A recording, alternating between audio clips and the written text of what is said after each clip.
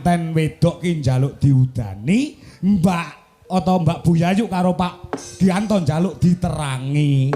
Dadi terang Kok alhamdulillah. saged ngantene njaluk diudani? Kan lek udan kan malah acarane anu to, Pak. Hah? Maksudnya gen adem suasanane ngono lho. Tapi udane sesuk ae ngono lho maksude. Oh, Heeh. Masa ora paham tak ketang dasmu. asine ya paham, Pak, tapi ya piye ngono. Saja kaya ora roh ngono. Saiki menghibur masyarakat. Baik. Ah. Oh, sebelum menghibur tadi belum mendoakan Bu Yayu sama Oh, Pak Gianto. Heeh, ya, heeh. Oke, semoga kagem Bu Yayu sama Pak Gianto diparingi sehat selamat wilujeng awet le momong anak putune seger waras panjang yuswanipun rezeki ingkang kathah barokah tur-atura ora loka.